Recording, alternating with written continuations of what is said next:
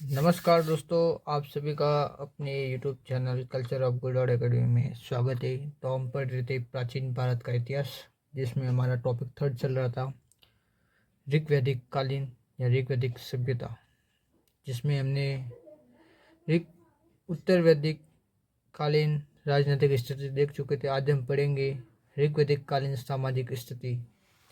इसी के साथ करते हैं हमारे आज के टॉपिक पर महत्वपूर्ण बात। ऋग्वैदिक कालीन राजनीतिक स्थिति, इसे हम कई भागों में बांट कर देखें तो पहला पॉइंट आता है परिवार, फिर हम देखेंगे विवाह की स्थिति, फिर देखेंगे स्त्रियों की स्थिति, वर्ण व्यवस्था किस प्रकार थी, खान पान ऋग्वैदिक काल में क्या था, वस्त्र आभूषण किस प्रकार लोग पहनते थे, वह आमोद प्रमोद किस प्रकार था। पहला ही पॉइंट आता है परिवार। परिवार किसे कहते हैं? एक समानधर्म संबंधों से निर्मित इकाई ही परिवार कहलाती है। यह प्रशासन की सबसे छोटी इकाई थी।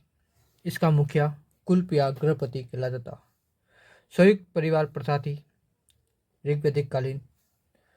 वहीं सत्तात्मक समाज था, अर्थात घर में परिवार में पिता की चलती थी। अब दूसरा पॉइंट आता है विवाह की स्थिति किस प्रकार थी। तो बाल विवाह का प्रचलन नहीं था, हमें ऋग्वैदिक काल में देखने को मिलता है। वह विवाह की औसत आयु देखें तो 16 से 17 वर्ष देखने को मिलती है। सती प्रथा नहीं थी, प्रजा प्रथा नहीं थी, विधवा पुनः विवाह होता था। नियोग प्रथा का प्रचलन था। तो नियोग प्रथा क्या होती है कि उत्पन्न संतान को क्षेत्रज कहते हैं। नियोग प्रथा उसे कहते हैं कि जब एक पुरुष एक स्त्री से विवाह करने की तत्पश्चात उस पुरुष से उस स्त्री को संतान की उत्पत्ति नहीं होती है, तब स्त्री उस पुरुष की सहमति के साथ अन्य पुरुष के साथ संबंध बनाकर जो संतान उत्पत्ति करती हैं, उस जो प्रथा बननी होती है उसे नियोग प्रथा कहते हैं। उससे उत्पन्न संतति को क्षित्रज कहते हैं। ठीक है दोस्तों, दहेज प्रथा थी जिसका स्वरूप वहतु था। वहतु यथार्थ वहन करने योग्य। दहेज प्रथा तो थी लेकिन इतनी मायने नहीं थी कि आपको दहेज देना अनिवार्य था, बल्कि एक जो अपने हैसियत के अकॉर्डिंग आप अपने दहेज दे सकते थे। कन्या को स्वजनों द्वारा स्वेच्छा से दिए जाने वाले वस्त्र आभूषण को कन्याधन कहा गया है। ठीक है दोस्तों, अब यहाँ पे आपको पॉइंट देखने को मिल सकता है कि हमने कहा कि विवाह की औसत आयु 16 से 17 वर्ष है, लेकिन ये आप कह रहे कि बाल विवाह नहीं होते थे। इनका मानना था कि जब स्त्री अपने मासिक धर्म आना शुरू हो जाता था तब उसका विवाह करवा दिया जाता था। अर्थात उनका मानना है कि जब स्त्री का अंडाणु बनना शुरू हो जाता है तब वह किसी अंडाणु से एक अन्य संतति को जन्म दे सकती है, जिसके कारण उसे विवाह कर अन्य अपनी संतान आगे बढ़ाने या वंश आगे बढ़ाने में प्रमुख भूमिका देते हैं। आगे देखते हैं तो स्त्रियों की स्थिति किस प्रकार थी। आगे देखते हैं दोस्तों, तो हमें स्त्रियों की स्थिति कुछ देर बाद देखेंगे। विवाह का प्रकार दो प्रकार से हमें देखने को मिलता है। ये क्वेश्चन भी आया गया है। तो अनुलोम एवं प्रतिलोम क्या है? तो ये ऋग्वैदिक काल में प्रचलित विवाहों के प्रकार थे, जिसमें हम देखेंगे कि अनुलोम विवाह किसे कहते हैं। तो इसे श्रेष्ठ विवाह भी कहा जाता है, जिसमें उच्च वर्ग का लड़का होता है एवं निम्न वर्ग की लड़की होती है जो आपस में विवाह करते हैं, उसे अनुलोम विवाह कहते हैं। वहीं प्रतिलोम किसे कहते हैं? तो जब लड़की उच्च वर्ग की हो एवं लड़का निम्न वर्ग का हो उसे प्रतिलोम कहा गया है। 16 से 17 वर्ष अध्ययन के बाद विवाहित कन्या को सदयो वधू कहा गया है। इम्पोर्टेंट है, आपको ध्यान रखना है। आजीवन अविवाहित कन्या को अमांजू कहा गया है। आजीवन विद्या अध्ययन में लगी कन्या को ब्रह्मावादिनी कहा गया है। थर्ड पॉइंट आता है स्त्रियों की स्थिति। तुलनात्मक ढंग से देखें तो भारतीय इतिहास की सर्वश्रेष्ठ स्थिति हमें देखने को मिलती है, क्योंकि स्त्रियों को पुरुष की अर्धांगिनी माना गया है। वह इन्हें क्या क्या अधिकार प्राप्त थे? तो इन्हें वेदों का अध्ययन करने का अधिकार, उच्च शिक्षा प्राप्ति का, राजनीतिक अधिकार अर्थात सभा एवं विद्वत में इन्हें शामिल किया गया था। यज्ञ करने का भी इन्हें अधिकार दिया गया था। संपत्ति विभाजन का अधिकार इन्हें प्राप्त नहीं था। वहीं देखते तो इस काल में हमें प्रमुख स्त्रियां कौन कौन से देखने को मिलती हैं। तो पहले आती है लोपामुद्रा, घोषा, सिक्ता, अपाला, विश्वारा, शची, पोलवी, सरवणक, सिक्ता, कक्षावृत्ति प्रमुख स्त्रियां देखने को मिलती हैं। आगे देखते हैं तो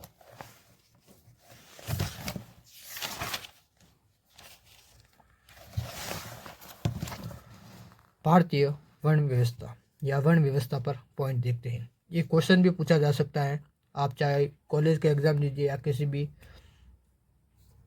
कंपटीशन की तैयारी करते हैं तो आप में या बोर्ड के एग्जाम में आपका ये टॉपिक लगता है तो यहाँ से क्वेश्चन बन सकता है कि भारतीय वर्ण व्यवस्था पर टिप्पणी लिखते हैं। तो ऋग्वेद के 10वें मंडल के पुरुष सूक्त में एक काल्पनिक विराट पुरुष संभवतः भगवान ब्रह्मा के शरीर से विभिन्न हिस्सों से भारतीय वन व्यवस्था का उद्देश्य माना गया है। ठीक है दोस्तों, ये हमें बात 10वें मंडल के पुरुष सूक्त से देखने को मिलती है, जिसमें एक काल्पनिक कहानी के रूप में बताया गया है कि ब्रह्मा के शरीर से अन्य वर्णों की उत्पत्ति हुई है, उदय माना गया। इसे वर्णोत्पत्ति का शारीरिक अव्यय सिद्धांत कहा गया है। वेरी वेरी इंपॉर्टेंट है। ठीक है दोस्तों, तो आपको ये भी पूछा जा सकता है कि वर्ण व्यवस्था किसे कहते हैं या वर्णोत्पत्ति शारीरिक अव्यय सिद्धांत क्या है। अब तो ब्रह्मा के मुख से ब्राह्मण की उत्पत्ति हुई है, भुजा से क्षत्रिय की, जंगा या नाभि से या जन्नांग से वैश्य की उत्पत्ति हुई है, चरण से शूद्र की उत्पत्ति मानी गई है। इस काल की वर्ण व्यवस्था जन्म से नहीं बल्कि कर्म पर आधारित थी, अर्थात इस काल में वर्ण व्यवस्था जन्म के आधार पर नहीं बल्कि जो व्यक्ति कार्य करता रहो उसके अकॉर्डिंग मानी गई है। प्रमाण के रूप में हमें देखते हैं तो ऋग्वेद के 9वें मंडल में ऋषि अंगिरस का कथन मिलता है कि मैं काश्य हूँ, अर्थात मैं कवि हूँ। कवि यानी ब्राह्मण। पिता बीजस्य हैं, अर्थात चिकित्सक हैं यानी क्षत्रिय हैं। माता उत्पल या प्रतिक्षणी है, अर्थात अनाज पीसने वाली है, अर्थात वैश्य है। तो अर्थात इन्हों अपने तीनों का वर्ण अलग अलग देखने को मिलता है। अगला पॉइंट आता है खान पान। आर्य शाकाहारी एवं मांसाहारी दोनों थी। इनका प्रिय खाद्य जौ था, जिसे यव कहते हैं। जौ का दलिया यवांगू नाम से जाना जाता था। जौ की खीर शीर पकोदन के नाम से जानी जाती थी। जौ की राबड़ी करब के नाम से जानी जाती थी। ये दोस्तों ये उनके नाम है, ये आपको याद रखने हैं। ठीक है। आर्यों का प्रिय पेय पदार्थ देखे तो सोम रस था, जिसे वर्तमान समय में हम कह सकते तो मदिरा या शरब थी। ऋग्वेद के 9वें मंडल में उल्लेखित है कि सोम रस पीने से कण्व ऋषि को अमृता प्राप्त हुई थी।